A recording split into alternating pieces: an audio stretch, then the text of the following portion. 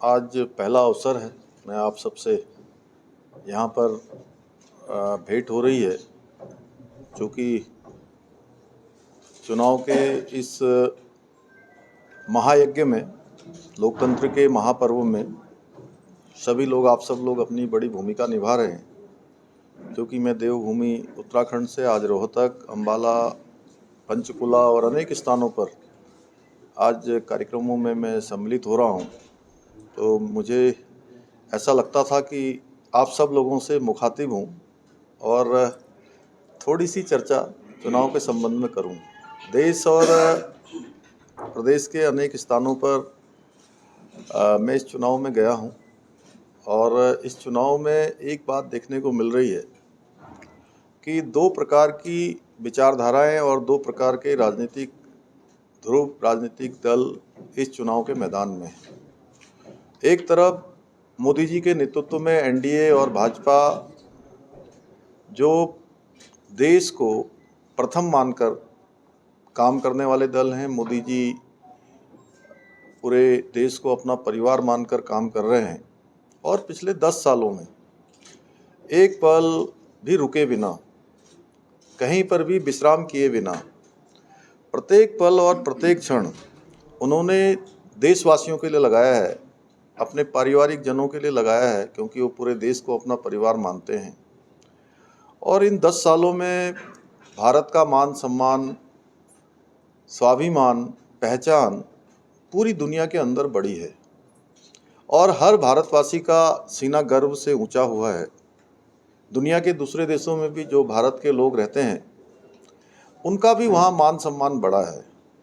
ऐतिहासिक निर्णय देश के अंदर हुए हैं, चाहे वो धारा 370 समाप्त हुई हो, या सीएए का कानून लाया गया हो, या 3 तलाक की कुप्रथा का अंत हुआ हो, या सर्जिकल स्ट्राइक, चाहे डोकलाम की घटना हो, तवांग की घटना हो, सेना का मनोबल भी लगातार बढ़ा है।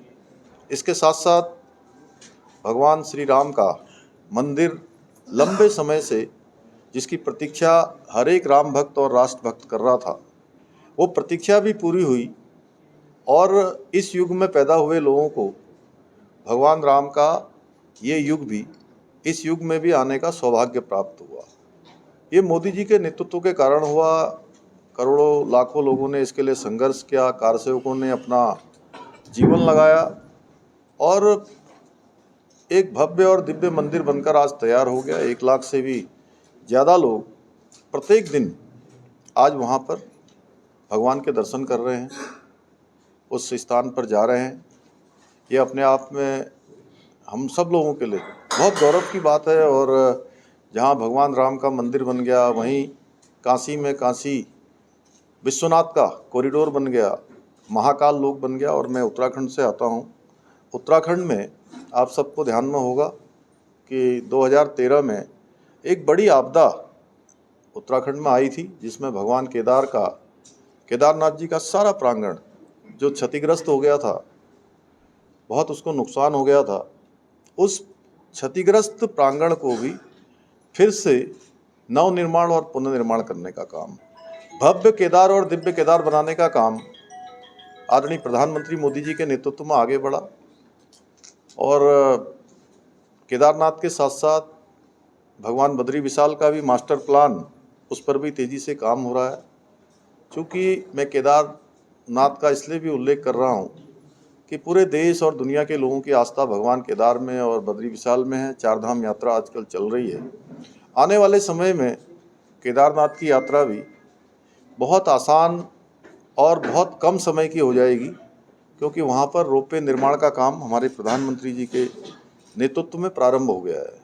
हेमकुंड साहब जो हमारे सिखों का बहुत बड़ा धार्मिक स्थल है, उस हेमकुंड साहब के लिए भी रोपवे का निर्माण और पुनर्निर्माण का काम प्रारंभ हो गया है।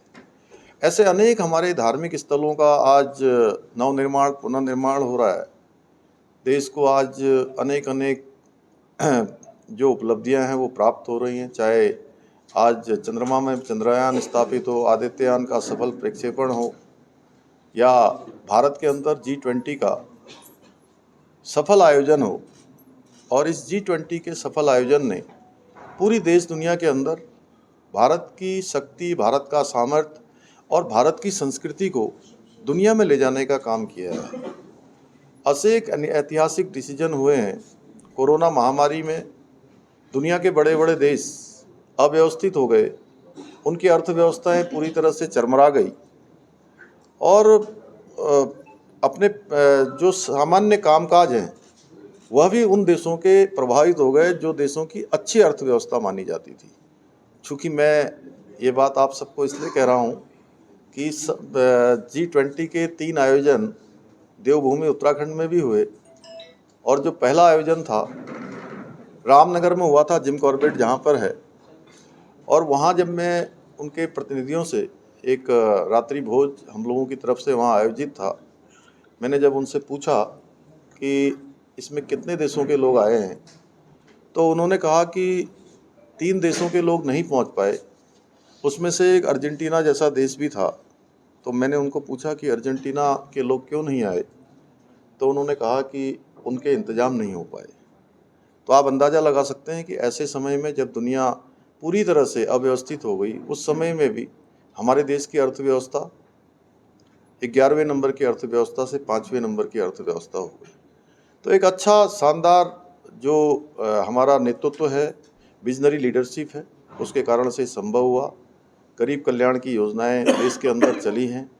आज भी जहां मुफ्त कोरोना वैक्सीन देशवासियों को दी गई, लगाई गई, वहीं अन्न की योजना 2020 से शुरू होकर अभी तक चल रही है। बहुत सारी योजनाएं चली हैं, उन योजनाओं को आप सभी लोग जानते हैं, चाहे वो उज्ज्वला योजना हो, आयुष्मान भारत हो, जल जीवन मिशन हो, या इज्जत घर बनाए गए हैं, उज्ज्वला योजना है, ड्रोन दीदी, लखपति दीदी, PM आवास योजना, उन सब पर आप सब पहले से ही अवगत हैं। इस कारण से आज देशवासी एक तरफ देख रहे हैं कि पूरे देश को अपना परिवार मानकर मोदी जी काम कर रहे हैं, और दूसरी तरफ केवल अपने परिवार को ही प्रथम मानकर दूसरे लोग काम कर रहे हैं। यही मैं देख रहा हूं कि कल मैं पंजाब में था। पंजाब में आप पार्टी और कांग्रेस पार्टी एक दूसरे को गालियां बक रहे हैं, एक दूसरे के खिलाफ जितना प्रोपेगेंडा एक दूसरे को जितना भला बुरा कह सकते हैं उतना भला बुरा कह रहे हैं। और हरियाणा में गठबंधन में है, दिल्ली में गठबंधन में है, तो ये कहीं ना कहीं लोगों को बेवकूफ़ बनाने का काम कर रहे हैं, जनता को बेवकूफ़ समझते हैं। इस प्रकार की इनकी जो सोच है ये निश्चित रूप से बहुत घातक सोच है। केजरीवाल जी खुद आज शराब घोटाले में 2 तारीख तक के लिए अंतरिम जमानत पर आए हुए हैं, और उन्होंने तमाम बड़े बड़े वायदे किए थे। उस समय तमाम बड़ी बड़ी बातें करी थी कि मैं सरकार में, मैं राजनीति में हूँ, लेकिन मेरे ऊपर एक भी आरोप लगेगा तो मैं छोड़ दूंगा, मुझे कोई कार नहीं चाहिए, मुझे कोई बंगला नहीं चाहिए, मुझे कोई गाड़ी नहीं चाहिए।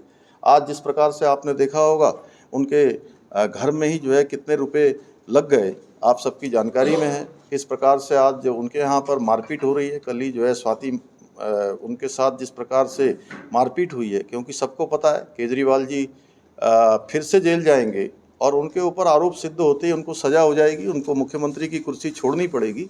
तो वहाँ कई दावेदार मुख्यमंत्री के पैदा हो गए हैं, इसलिए वहाँ पर इस प्रकार की बातें हो रही हैं।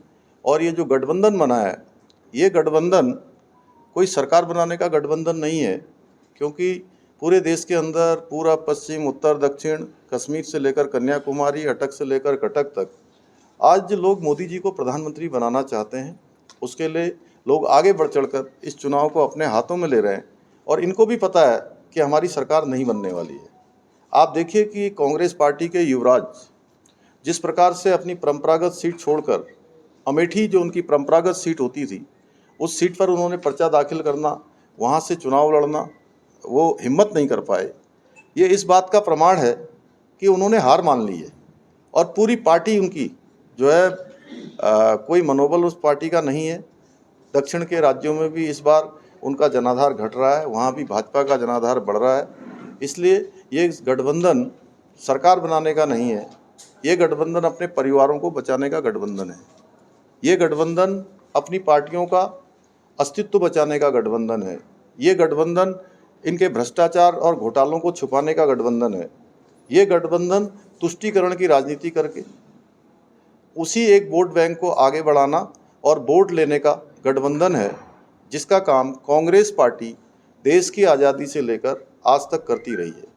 यहाँ रोहतक में भी कांग्रेस पार्टी पूरे हरियाणा के अंदर चाहे जितने भी इनके नेता हों, जितना भी परिश्रम करें, लेकिन एक पार्टी के आगे पूरा उनका हाईकमान हो, उनकी पार्टी हो, नतमस्तक होती है, उनसे बाहर वो पार्टी नहीं जाती है। लेकिन मैंने देखा, आज चूँकि मैं यहाँ कार्यक्रम में गया था अभी और लोगों से मिला हूँ, लोगों ने कहा है कि पिछली बार भी रोहतक से परिवारवाद को पीछे छोड़कर विकासवाद को लोगों ने अपनाया है। आज बहुत सारे लोग जो विपक्ष के स्लीपर सेल की तरह काम कर रहे हैं, जातिवादी लोग, तमाम प्रकार के प्रोपेगेंडा करने वाले लोग, वो तमाम प्रकार के भ्रम फैलाने का काम कर रहे हैं। लेकिन आज देश के अंदर हर वर्ग, हर जाति मोदी जी को प्रधानमंत्री बनाने के लिए आगे आ रही है। यहाँ पूरे हरियाणा के अंदर भारतीय जनता पार्टी की बड़ी जीत होगी और यहाँ रोहतक में भी हमारे डॉक्टर अरविंद शर्मा जी पिछली बार की तरह इस बार फिर से जीत कर इतिहास दोहराएंगे। मुझे आप सबसे इतनी चंद बातें कुछ थोड़ी सी थी, मैंने बात करी। अगर किसी को कुछ पूछना हो तो। मुख्यमंत्री जी, आपने जिक्र किया था अपने भाषण में, खास तौर पर वाड्रा लैंड डील का आपने जिक्र किया था कि काफी कांग्रेस के समय में पुराना हो। निश्चित रूप से देखिए, उस समय कई सारे घोटाले हुए, उसमें से एक घोटाला ये भी था, औद्योगिक घोटाला भी था, अन्य घोटाले भी यहाँ पर हुए थे। तो देश की जनता हो या रोहतक की जनता हो या हरियाणा की जनता हो, फिर से उन घोटालों की तरफ नहीं जाएगी। और देश चूँकि पिछले 10 सालों में किसी भी घोटाले और घपले से दूर रहा है, हमेशा पारदर्शिता रही है। मोदी जी के कालखंड में कहीं भी जो है, और हरियाणा के अंदर भी मैं बात करूं तो हरियाणा के अंदर पहले पर्ची चलती थी, खर्चा चलता था, तमाम प्रकार की सिफारिशें चलती थी। यहाँ पर जो भर्तियाँ होती थी, बड़े बड़े स्कैम होते थे, वो सब बंद हो गए। एक नई कार्य संस्कृति यहाँ पर ट्रांसफ़र पोस्टिंग हो या भर्तियाँ हों, वो निष्पक्ष और पारदर्शी तरीके से हो रही हैं। घोटाले घपले नहीं हो रहे हैं। अच्छी सरकार मोदी जी के नेतृत्व में जैसे देश में चल रही है, वैसे ही भारतीय जनता पार्टी की सरकार खट्टर जी की और सैनी जी की उसी कार्य संस्कृति को हरियाणा के अंदर भी बढ़ा रही है। जो बीजेपी की 10 साल सरकार रही और उन्होंने वाड्रा मामले में क्लीन चिट की हुई है। देखिए, चूँकि क्लीन चिट नहीं होगी, आपने कोई शिकायत करी क्या? नहीं, कोई शिकायत होगी तो निश्चित रूप से उस पर कार्रवाई होगी। और भारतीय जनता पार्टी की सरकारों की ये कार्य संस्कृति रही है। मुख्यमंत्री जी, संत समाज ने कहा है कि भारतीय जनता पार्टी करोड़ों हिंदुओं की आस्था के साथ खिलवाड़ ना करे। हर चुनाव राम मंदिर के नाम पर लड़ रही है, चाहे राम मंदिर बनाना हो चाहे बंद किया हो। उन्होंने कहा कि भारतीय जनता पार्टी बताए, क्या भारतीय जनता पार्टी ने अपने कोष से राम मंदिर बनाया या देश के करोड़ों हिंदुओं की श्रद्धा से? देखिए, राम मंदिर कभी भी राजनीति का विषय नहीं रहा है। राम हमारी आस्था है, राम हमारे हर पल, हर सांस, हर क्षण, हर पल चलने वाले हैं। कोई भी भगवान राम के साथ राजनीति जैसी बात भारतीय जनता पार्टी क्या कोई भी राजनीतिक दल नहीं कर सकता है। और कुछ लोग ये जरूर राजनीति कर रहे थे कि एक वोट बैंक लेने के लिए एक विशेष प्रकार का जो वोट बैंक है वो हमसे नाराज न हो जाए, इसलिए न्योता देने के बाद भी वो भगवान राम के उस प्राण प्रतिष्ठा कार्यक्रम में सम्मिलित नहीं हुए। 4 चरणों के चुनाव हो चुके हैं सर, और अभी जो वोट प्रतिशत है वो कम है। क्या बीजेपी का इस तरह से आरोप लग रहे हैं, जानते हैं राहुल गांधी कह रहे हैं कि अब इस बार? देखिए, 4 चरणों में भारतीय जनता पार्टी 270 सीटों के आसपास आ गई है और जो बचे हुए 3 चरण हैं पूरे 400 पार होंगे। लेकिन उत्तराखंड में तो कम वोट परसेंटेज हुआ है। वोट प्रतिशत चाहे जितना कम हुआ हो, अंतर बड़ा होने वाला है भारतीय जनता पार्टी की जीत का। अच्छा, आपने यूसीसी का जिक्र किया, यूसीसी कितना महत्वपूर्ण है समान नागरिक से? आपके यहाँ तो देखिए, देश को ये भी तय करना है कि एक देश के अंदर एक कानून होगा, एक निशान होगा, एक प्रधान होगा, एक संविधान होगा, या पर्सनल लॉ लागू होगा, शरिया कानून लागू होगा, या देश किसी विशेष एजेंडे पर चलेगा, या देश एक समान नीति पर चलेगा। तो वैसी समान नागरिक संहिता है, देवभूमि उत्तराखंड में वो विधेयक बन चुका है और पूरे देश के अंदर भारतीय जनता पार्टी के संकल्प पत्र में देश भर में उसको लागू करने का संकल्प ले लिया गया है। तो यहाँ हरियाणा में जातीय समीकरण साधने की कोशिश की जा रही है, क्योंकि 3 स्टेट के मुख्यमंत्री यहाँ पर हैं, अलग-अलग जगह। इस बार देखिए, हर वर्ग का समर्थन, हर जाति का समर्थन माननीय प्रधानमंत्री मोदी जी के साथ है, क्योंकि उनकी जो योजनाएं हैं वो किसी जाति विशेष के लिए नहीं है, किसी वर्ग विशेष के लिए नहीं है, उनका तो हमेशा से रहा है सबका साथ, सबका विकास, सबका विश्वास और सबका प्रयास। आप बताइए किसी भी योजना में कहीं अगर किसी में कोई अंतर आपको भी दिखाई नहीं दिया होगा, आम जन को भी नहीं दिखाई देता। इसलिए हर वर्ग मोदी जी को प्रधानमंत्री बनाने के लिए साथ खड़ा है।